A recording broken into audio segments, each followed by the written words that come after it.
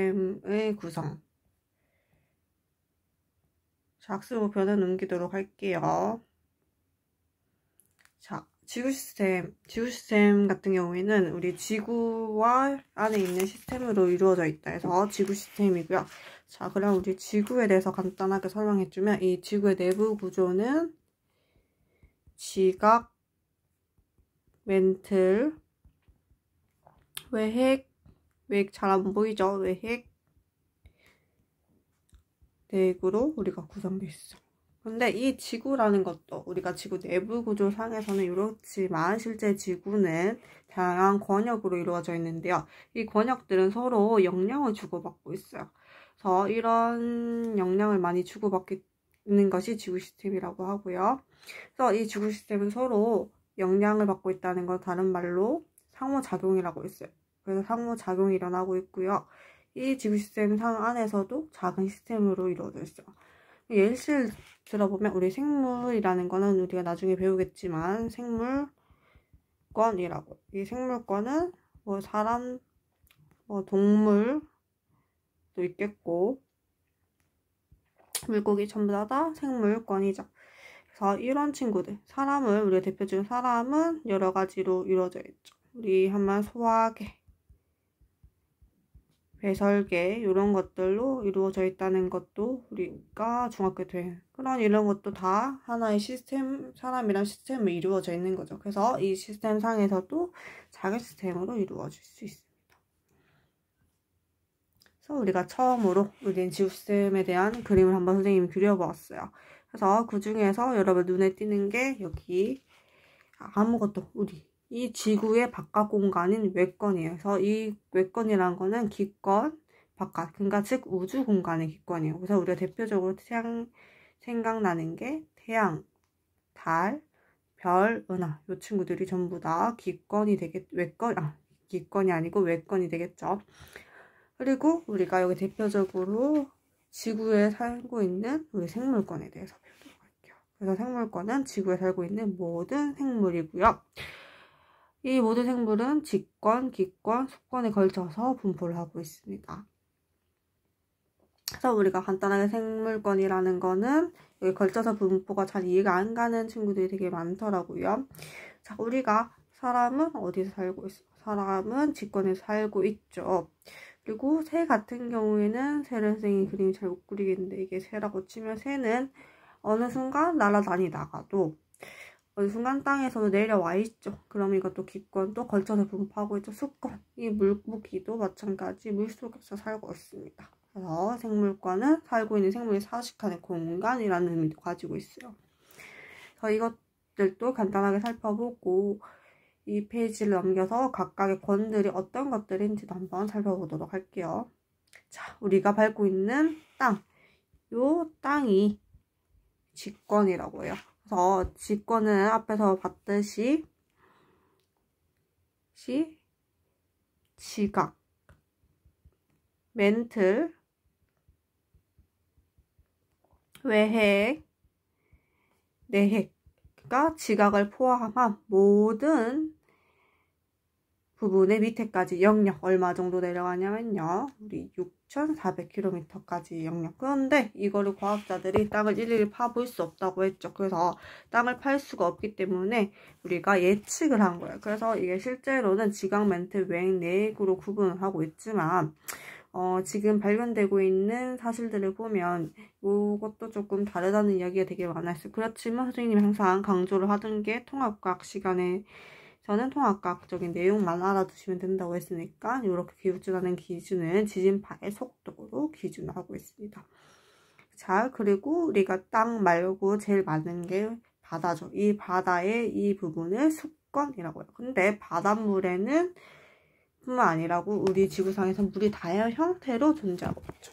그래서 해수가 대부분이고 이 빙하, 지하수, 강, 호수를 해수의 반대말이라고 해서 담수. 이 담수라고 하는 거는 짠기가 없는 것, 짠물이 아닌 것인 모든 물이 우리가 담수라고 해요. 그래서 지구상에 분포하는 모든 물을 우리가 수권이라고 얘기를 하고 있습니다.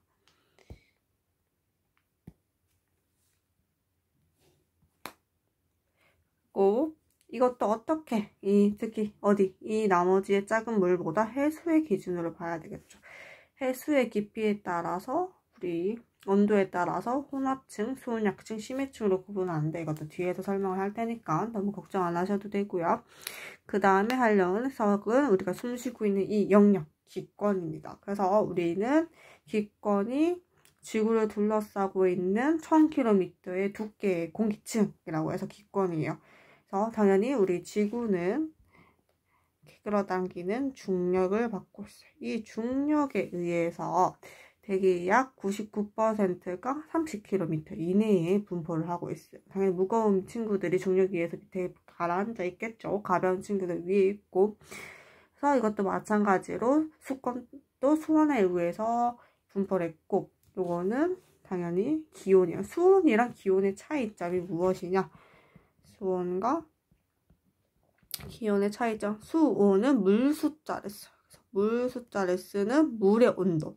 기온이라고 하는 것은 기상, 그러니까 기권, 대기권의 온도. 그래서 수온과 기온이 둘 다 똑같은 온도이지만 용어가 차이가 있다는 것도 명확하게 알아주셔야 돼요. 자, 그럼 직권에게 한번 해볼게요. 직권에서는 생명체에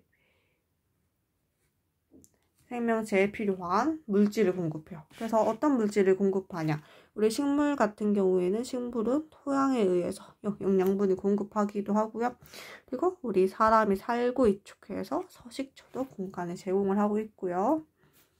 잘 안 넘어가서 자꾸 낙서가 되네요. 자, 화산활동. 화산활동이 무엇이냐? 화산활동을 하면 여기 화산활동을 했죠. 그러면 태양빛을 차단해요. 태양빛을 차단한다는 것은 우리가 식물들이 태양빛을 잘 못 받죠. 그렇기 때문에 기온이 낮아지면서 기후가 변화하기도 하고요. 그리고 이 직권이 우리는 원래라면 우리가 생각하고 있는 권역들은 이렇게 다 떨어져 있어. 그냥 떨어져 있는 게 만약에 하나로 합쳐져 있다고 치면 당연히 이 대기와 해수에도 영향을 주겠죠. 그래서 바람이 불면 이 돌들이 깎여 나갑니다. 깎여 나가거나 화산활동에 의해서 이 바닷물의 화산활동해서 이 친구들이 뭔가 영양물질을 공급해서 우리 염류의 근원이 됩니다. 그게 직권이 하고 있는 역할이고요. 자, 직권에 대해서 자세하게 설명해주면 아까도 마찬가지지만 지구의 지각을 포함한 내부에 있는 모든 애들이 다 지각권이라고 했죠. 그래서 지구의 겉부분이에요.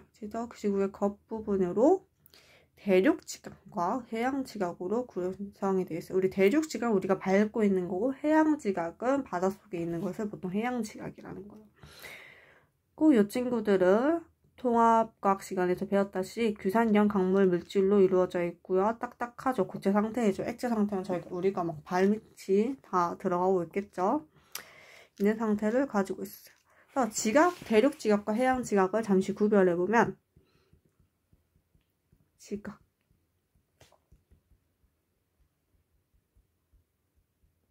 자, 대륙 지각과 해양 지각의 밀도와 두께를 구별해요.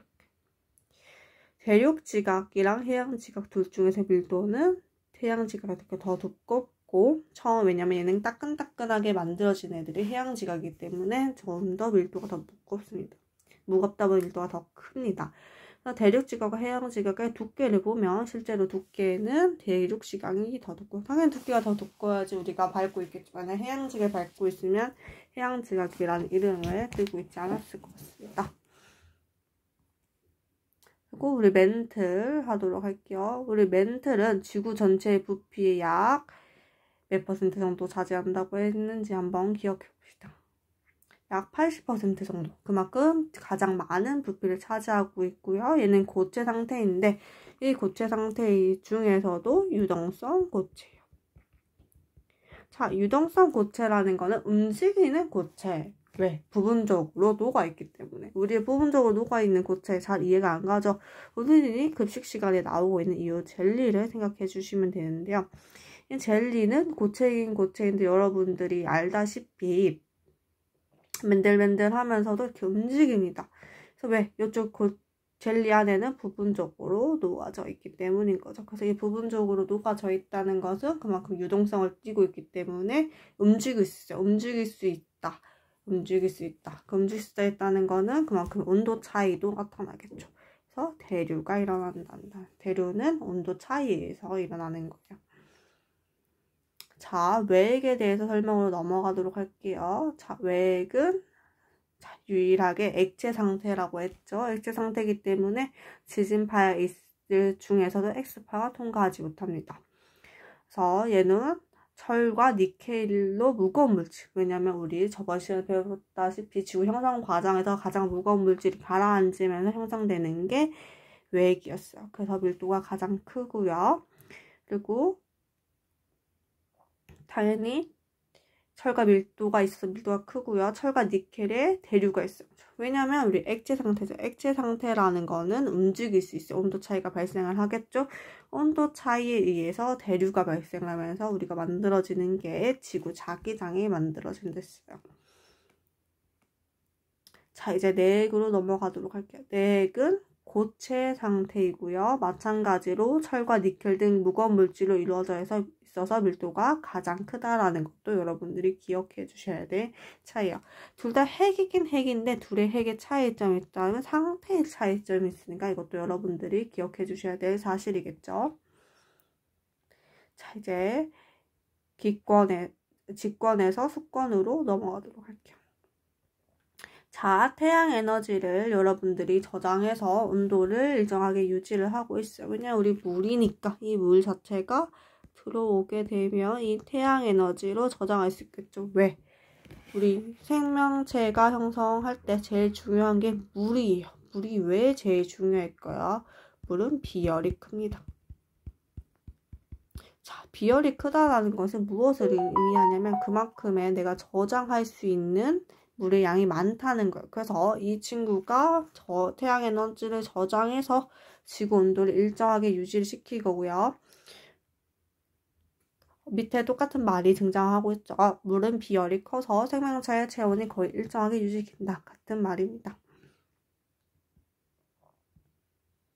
그래서 우리가 생명체가 살아가려면 당연히 물이 정말 중요하겠죠. 그만큼 우리 온도도 유지시켜지고요. 서식지도 제공해요. 서식지를 제공해준다. 특히 물고기에는 여기가 해당하는 말이겠죠.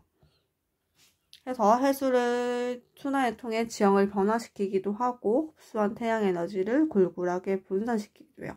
이 분산시킨다는 순환 같은 경우에는 2학기 때 배울 진도에 조금 포함되는 내용이라서 이렇게 되구나 정도만 알아주시면 됩니다. 자, 하나의 해수도 한번 보도록 할게요. 자, 혼합층, 수온약층, 심해층에 대해서 설명을 해주면 혼합층이라는 거는 제일 바로 들어왔을 때 보는데 여기 보면 수온이 일정하게 보입니다. 그래서 그리고 가장 수온이 높기도 해요. 왜 수온이 가장 높냐면 우리 태양이 있으면 여기 빛이 혼합층으로 제일 먼저 들어오겠죠. 그러면 이 태양 에너지를 흡수할 수 있어요. 그래서 흡수하여서 수온이 가장 높고요. 근데 수온이 거의 일정하기도 합니다. 이게 무슨 소리냐? 여기 보면 왜 수온이 일정하나? 실제로는 바람이 붑니다. 바람이 많이 분다는 거는 그만큼 섞인다는 거예요.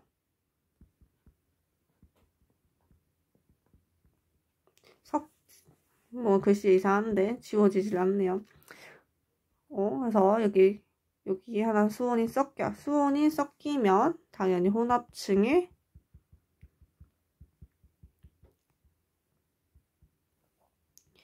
이렇게 일정해지겠죠. 온도, 수온이. 그래서 수온이 일정하고요. 그리고 또 하나가 있어요. 그래서 혼합층에 두께는 당연히 바람이 섞이는 게 많이 쓰여있죠. 두께는 바람이 많이 불수록 많이 섞이겠죠. 많이 혼합되겠죠. 혼합작용이 활발해지겠죠. 혼합작용이 활발해지면 어떻게 될까요? 두께는 두꺼워져요. 이거는 중학교 2학년 때 배웠는데 혹시나 까먹는 친구들이 있었을까봐 말해줄게요. 그럼 바람이 약하게 불면 이 두께가 얕아지겠죠. 그리고 이 친구 두 개는 서로 연관이 있어요. 심해층은 보편적으로는 거의 변하지 않는 층이지만 수온약층, 자, 혼합층이 이렇게 깊어지면 이 수온약층의 깊이는 깊은 데에서 형성이 되지만 두께 자체는 얕아진다는 거. 이 문구가 정말 중학교 2학년 때 시험 치면 되게 많이 나왔던 유형이고요. 마찬가지로 혼합층에 바람이 적게 불어서 혼합층이 하면 얘는 수온약층이 얕은 곳에서 형성되고 두께는 두꺼워진다는 것도 여러분들 용어에 혼동이 생기지 않도록 해주시면 됩니다. 자, 수온약층도 깊어질수록 수온이 갑작스럽게 낮아지고 있어. 여기 온도를 여기는 따뜻하고요. 여기는 차가워요. 보통 반대로 되어 있으면 대류가 일어나지만 이렇게 되면 연직 운동이 일어나지 않습니다. 왜냐하면 굳이 움직일 필요가 없죠. 그래서 혼합층과 수온약층의 물질이 자연스럽게 차단하게 돼요. 그래서 이런 층 우리가 매우 안정하다. 매우 안정한 층. 연직 운동이 일어나지 않는다는 거는 우리가 쉽게 말하면 대류가 일어나지 않는다는 말과 똑같은 말이겠죠. 심해층 같은 경우에는 수온이 낮고 깊이에 따른 수온 변화가 거의 없습니다.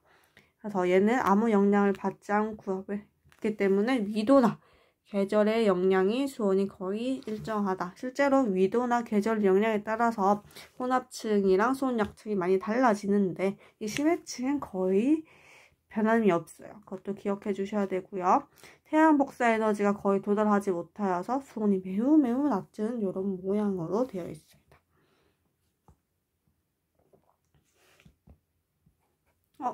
넘어가야 되는데 잘 안 넘어가네요. 자, 기권. 자, 온실 효과. 나중에 B에서 배울겠지. 온실 효과로 지구를 보온하는 역할을 하고요. 실제로는 우주에서 지구로 유입하는 물질을 차단하기도 합니다. 호흡에 필요한 산소와 광합성은 이산화탄소를 제공하기도 하고 있고요. 오존층에서 자외선을 차단하기도 하고 있습니다. 그래서 오존층에 대해서 한번 잠깐 언급을 해주면 성층권에서 나타나요. 오존층. 성층권에서 나타나는 층이에요. 그래서 대기 중에 산소 분자와 자외선을 흡수했어요. 자외선을 흡수를 하면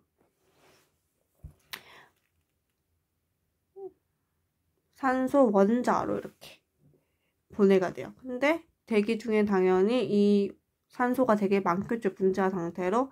이게 다시 이 산소 원자와 만나서 이렇게 생기면서 만들어지는 게 오존이에요. 그래서 이 자외선을 흡수해서 이렇게 만들어지는 과정에서 오존이 만들어집니다. 이게 바로 우리가 알고 있는 오존층이 생성되는 과정이고요. 선생님은 이렇게 실제로는 간단하게 나타냈지만 실제로는 조금 더 복잡한 식들이 나오기 때문에 통합과학 과정에서 이렇게 생성이 되는구나 정도만 알아주시면 되고요. 이 과정이 계속 반복이 되면 이 오존이 많이 분포하게 되겠죠. 오존이 많이 분포하는 지역이 30에서 40km 부근에서 많이 분포를 하는데 이를 오존층이라고 얘기를 합니다. 그래서 오존층이 왜냐하면 성층권에서 선생님이 다시 한번 설명을 할게요. 자, 우리 대륙권부터 설명하도록. 대륙권은 높이 올라갈수록 기온이 낮아져요. 우리 왜 이러냐면 실제로는 태양빛이 들어오면 지표가 여기 있으면 그래서 이렇게 흡수를 할게요. 흡수하면서 이렇게 나가는 에너지들이 있겠죠. 나가는 에너지들에 의해서 당연히 이 지표 부근의 온도가 가장 높고요. 나가면 점점 그 나가는 양이 그래서 위로 올라갈수록 온도가 낮아집니다. 자꾸 안 넘어가네요. 자, 여기 적혀있죠. 높이 올라갈수록 지표가 방출하는 복사 에너지가 적게 도달하기 때문에 이렇게 됩니다. 그래서 이런 식으로 여기가 온도가 높고 여기가 온도가 낮아요. 그러면 자연스럽게 높은 것은 위로 올라가려고 그러고 낮은 것은 아래로 내려가려고 합니다. 그게 바로 대류가 일어나는 거죠. 그래서 대류가 일어나게 됩니다.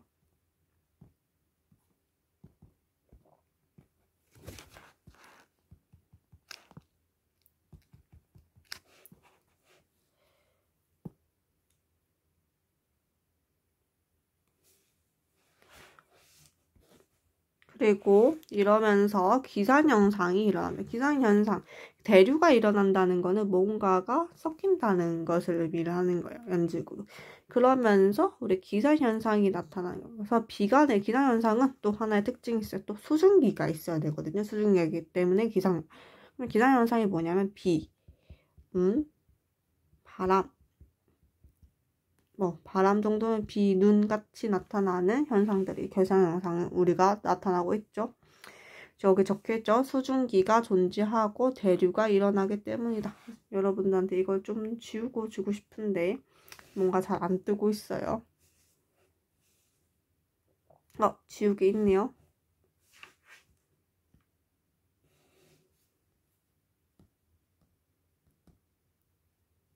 저기 있죠. 수증기가 존재하고 대류가 일어나므로. 자, 성층권 높이 올라갈수록 기온이 높아진다. 왜?